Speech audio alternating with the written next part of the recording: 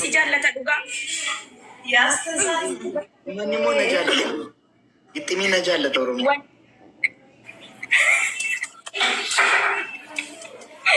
Dhugaa biyya kanaayyuu nama baay'ee si jaallata. Nama baay'eetu gisee si harkan tiktok.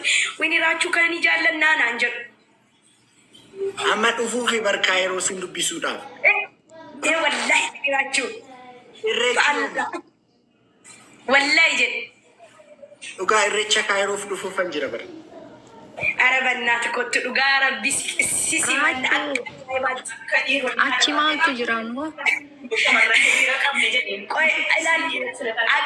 Na dhagaye akka haadha faatee biyya kanatti simatanii argiteetta miti raachuu. Kisingiidhaan dhalaaleen waliin dachaanii kisingiidhaan. Kisingiidhaan nan simadhu. Kisingiidhaan si simatu asitti. Akkas taanaan immoo torban kana keessan dhufa bakka.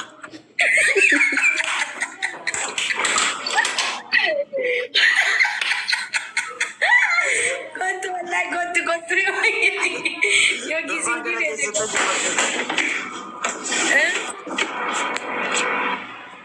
Wai kanaan dura eenyuun kisingiidhaan simattaniittu bas gaafate. Dhiiraan simanne ammallee haadha faatee qofa simatamti. Kabajanu barbaanna. Faateen kisingiidhaan simatamte? Yaa. Boona haadha keetiif.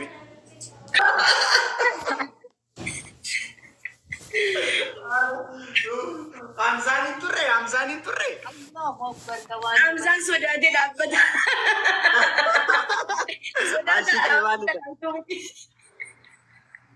Ashitti. Kabaan muudaan kun.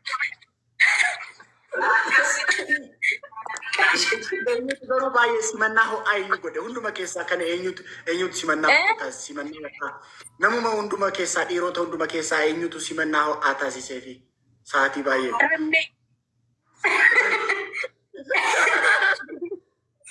Girgirtaarra ilgisee dhuma laxallatenni hin beeka.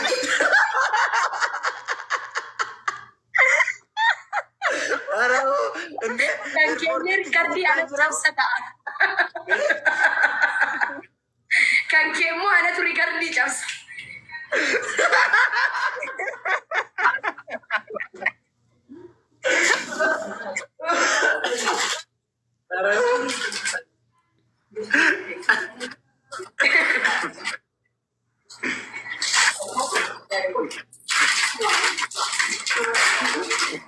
Keemma akkanatti tarreetti dhaabbannee nuti habaabollee mana keessaan fuunu binnee jiidhaasaa jechuun riikardi sabaarii ta'uu qabaan silumaan ni jaalladha kisingii qaba hedduu jaalladha.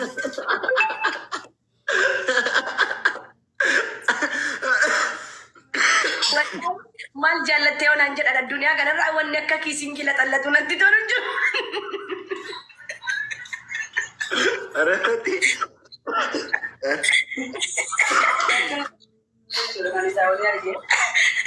Izee hunda kolfaa dabra dhufee wallaahi Habiibi na dubbisee kolfee.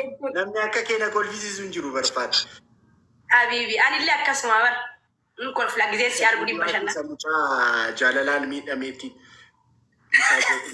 Jaalalaan miidhamee du'eetu gootee hojjette. Yesuus kolfa garaan na dhukkube bakka. Akkasiin jedheen bara ene geeta attaan qis daaboosti na laksallar jedheen ene abtaan koonku booda maal qasti jaallahu. Ay fati. Ashitti. Wayye bakka geemii taphattanii haa deemu. No asin taphataa bakka. Ani ijoolleen na eegaa jiru. Nagaasiin gaafachuuf ani. Hayyee raachuu. Bagana buutaafeen badiin ishii raachuu yesi jaallannaa si kabajnaa I love you. Raachuu kasiin jedhu. Wayee. Yoom Dubaay dhufta? Dubaay nan dhufa Dubaay. Yaa wayzariin bareedaa kootu akka bara darbee ho'aa miti amma. Ash nan dhufa ashitti kookii Hayyee. Baay. Annin jaalladhaa warmucaa kan. Raachuu moo? Yes. Raachuu namni jibbuun jiru ani ammoo yaan beekaa iyyuu taarika baay'ee waliin qabnaa iyyuu seenamatti. Maal jechuudha seenaa jechuudha. Gurra mayya mattaanu zandiro. Inni addaamtaatis tinku. macam isin bar warri diaspora kun rakkoon keessa warri diaspora warri ruuza nyaate kun Galata Rabbi. yaa warri ruuza nyaate biyyaa bahe kun Hayyee. yaadni keessatti waan takka bichaa irratti hundaa'a. Yoo namni wal arge waan takka qofa malee waan bira waan lama wal bira yaaddan. Ashitti akkana godhee miila kiyya fanniseennan jalaan laalame. Achiin Suudinaan hin Madinaan. Achitti mul'isinaan jedhu. Achitti qabii.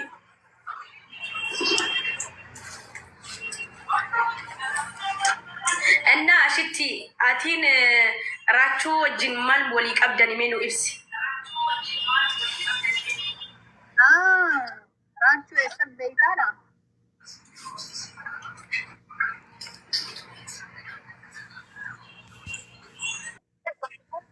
ዋሜ ቀዲስቴ ጌሚ ዲሴ ሙዚቃን ዲሴ ሚዲያ ረቲ ጌሚን ዲሴ ሙዚቃን ዲሴ ፈቱ ወየኔ ፍቅሬን ቆንጆ በሬዱ ማሻአላህ አለች። አላህ ይተቀበል ምንች አሜን እንዴ ሲብረዩ ደበርፈቴ በል ኩኖ መነቲ ኑዋምቴ ገልገለ ሀዲሰ ኑ በርሲስቲ አራቲ ጀልቀብደ የስ ፈትዋ ጎዱ ጀልቀብደ ኢንሻአላህ ፈትዋ በቃ አንሲ ሂምቲ ነመገጅራቴ በሬዱ ጥያ ማሲ እንገልረ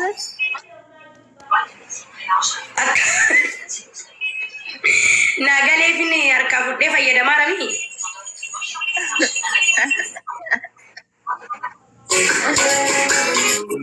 nafuuse ummata hoongeen itti buute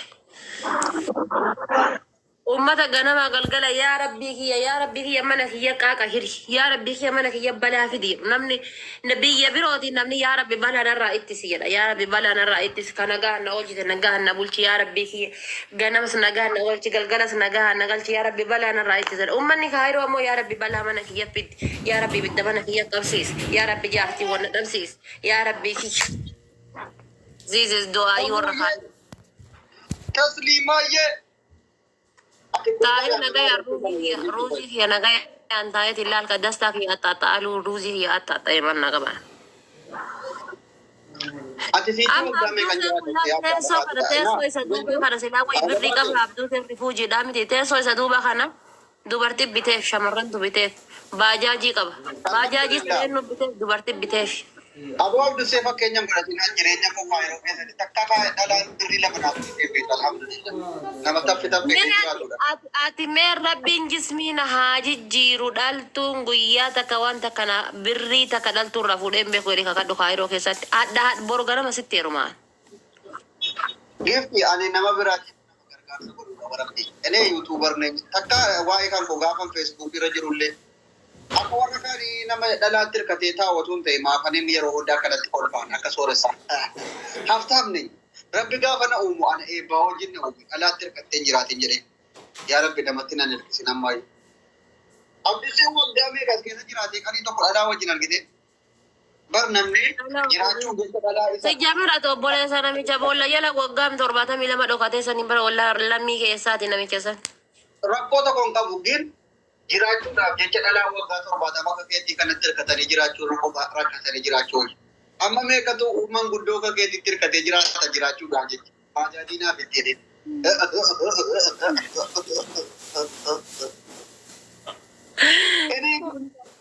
Obboleessa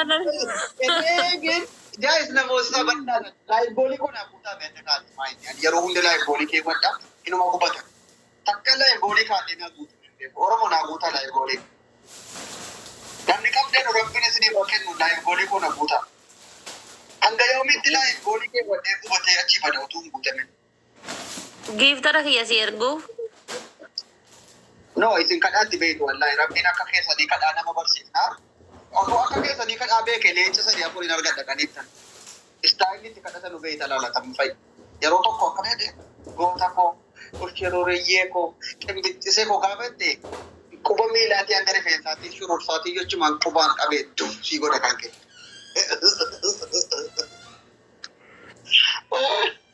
Wallahi. ati bar nama si jaadatu rakkoon kan kee nama si jaadatu hin qabdu bar ana alhamdulillah rabbiin kiyya akkan namni rabbiin kiyya akkan rabbiin kiyya akkan mana laalchisee jaalala namaa naa kenne rabbiin kiyya akkana laalchisee si amma namni tokko laayif gooli tanteerra meeqatu jira bahee dhufee sii guutamee aniin tun No, bakataan akka keetiin guutee bor sheeriidhaan bilbila naa guutuuf adda dhuftee naa kennita bor sheeriidhaan abdusheetti sheer naa godha. mee rabbii jedhi haati faate guyyaa takka sheer na godhateerti ati jammi diyaasboora yoo ta'e malee baqataa kan keeti kaayyoo Bakataan tokko yoo giiftii sii kenne bakataan fakkeenyaaf bakataan warri geemarri. Dhufee makiinaa tokko sii kenneetu iyyuu abdusheetti sheer godha. Daqiiqaan turu dhayitee makiinaa sana deebiftee xifiidhaan kasaaru warra hin barbaadu jedhee bar hin barbaadu jedhee bar maalirra kaayatteerta laayif gooli giiftara kiyya si erga yaa hiyyeessan yoo naa fedhe akkana jedha paapaa jennaan tokko rabbuma naa fedhe warra guyyaa guutuu na taphachiisaa oole paapaa jedhaman beeku zimbaloo ambassaanatti gadhiisaa waamee giiftii meeqanaa kenne galeessa paapaa jedhama rabbiin ammallee saafa kennu abbicha wallaalee dhiise viidiyoo qabuuf jedha. Jabir ummata kaayiroo kana rabbillee jibbee namni illee jibbee bar ummata kaayiroo kana ummata laala. Keessaa umbaasiitii na jibbe jedhu yoo jibbamu. Ani kaayiroo bar ani laal rabbiin kiyya gaafa laal ani ndoon maal jedha beektaa gisee yaa rabbi dogongorri an qabu maal inni jedha bar dogongorri an qabu maal yaa rabbiin biyya daaraa tana keessa na fide. Biyya baambarzii eege daa'ima gubbaa luqqisanii mataa namaa gubbaa darban rabbi na fide. Sibuunaa fa'i akka nama giiftii wayii kennituutti waan ta'eef barreessa tokko giiftii jalatti.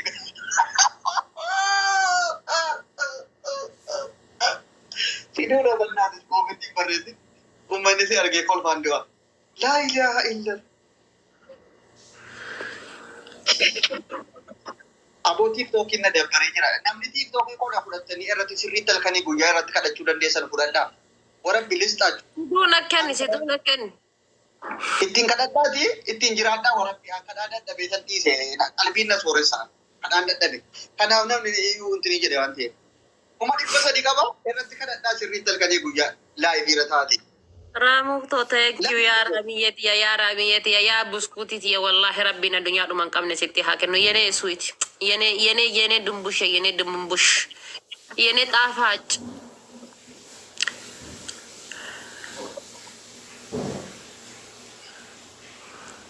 abduuseen qaraa boora abduuseen amma ka abduuseen boora ta'uun Ifaan na qayyare bara akka tokko bifa kootti deebi godhee inni godhee na dhabe abduusi. Ifaan na jara na bareechee jenna.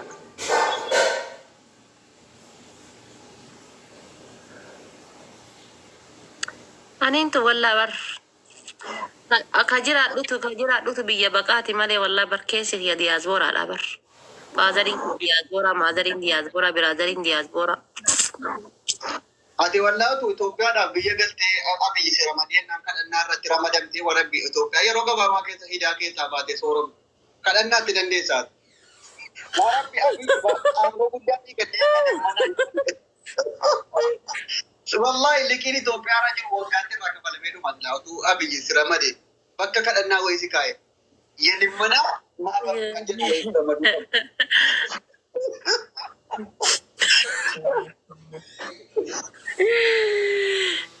Kan maal godhane nama kadhaatti wallaaluu kiyyatu na rakkise bara Oromoo na barsiisa akkaataatti kadhatan banna akkaataa argaa jira waan ofii miisajjiin kee na bira ga'ee jira wannoodhaan miisajjiin wasaappii na bira ga'eera nama amma naa barreessite yaa argaa jira istaayiliitti kadhatanii yennaan uummanni giiftii namaa kennu na barsiisa bannaata indeet no istaayilii limmana istaayil aslammidu alloluudha arrabsuu malee injiri ani shururu kana yoomuu ammarala bareeddoo kiyya qimamee kiyya bannaatish puush badilaa goolii kiyya bareeddoo kiyya ishi ati gaafa rakkoon gaafa waan gaaf duraan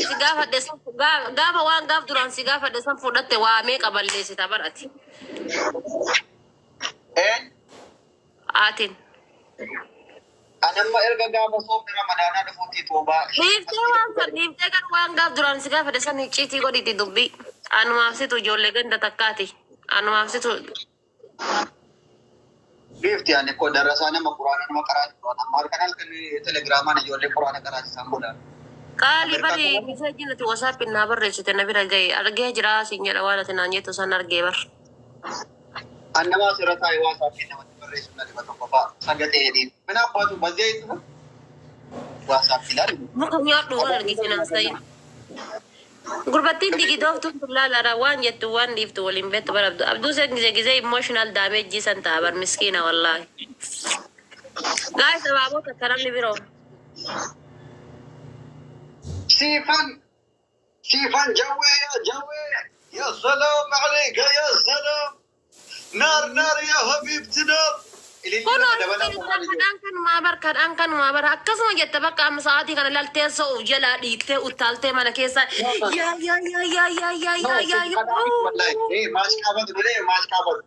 akkasuma jette bakka laalka gisee kun gisee namni waa puushi godheeti jedhe waan biraan gootu teessoo kan akkana zustu jettee taa'uu dhiittee lafaa kaatee. Ati bar hanga hunduu si diimatutti itti ni goota bar. Wallah maaliif namni jaalala si qabu waa puushi godha bara jaalalaa fi kibrii si qabu waa puushi godha namni leebilii 10 leebilii 15 leebilii 20 irra taa'eetiin waa meeqa godhee deema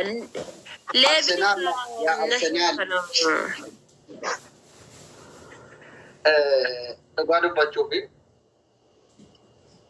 يا نار والله يا فندي والله يا كأرامني بيا خنا يا فندي سو فندس ثانك يو فندس راموتو عبد الرحمن قالي والله بكرفوت ربي سهابوت والله دكتور متانا قبتش